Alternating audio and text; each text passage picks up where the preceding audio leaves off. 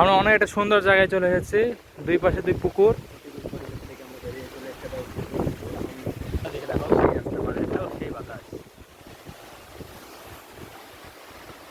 এই যে গাইস, এখন আমরা এদিকে যাব, কিন্তু ফোনটা ভিজে গেছে। অনেকক্ষণ পর আমরা আবারও চলে এসেছি এবং নাবিল আছে আমার সাথে। অনেক কাদা গাইতে এটা ব্যবহার করছি, আমরা লাঠি ব্যবহার করছি, হাতে স্যান্ডেল।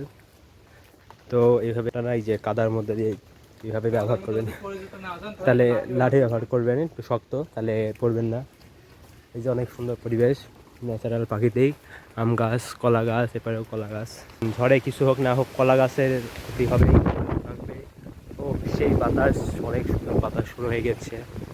সুপারি গাছ কি গো ভাই, পড়ে গেল নাকি? তোমার আছে, তুমি পড়ে গেছো না? পড়েন, এই আসতে। ও সামনে একটা সুন্দর পুকুর দেখতে পাচ্ছি, আপনারা কি দেখতে পাচ্ছেন জানাবেন। ও গাইস, এই কাদার মধ্যে এখন যাবো। ও সেই কালা পুকুর নাকি? হ্যাঁ, কাদা হয়ে গেছে।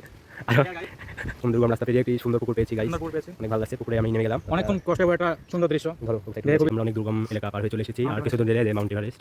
এখানে কিন্তু সাপ দেখতে পারে। এবার যাওয়ার রাস্তা দেখি সামনে কেমন রাস্তা, আমরা যেতে থাকি। আবার অনেকক্ষণ পর চলে আসলাম আপনাদের মাঝে। তো গাইস চলুন একসাথেই যাওয়া যাক।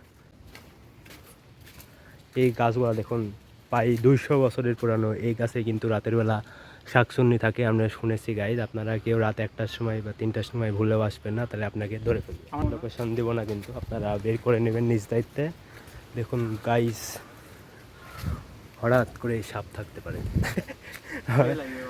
এই কবরস্থান, রবীন্দ্রনাথ ঠাকুরের, রবীন্দ্রনাথ সরকার লেখা। এই যে এইসব দুর্গম এলাকা পেরিয়ে চলে আসলাম, আর অল্প কিছু দূর গেলে আমরা বাড়ির কাছাকাছি চলে এসে। তো অবশ্যই জানাবেন আমাদের ভিডিওটি কেমন লাগলো।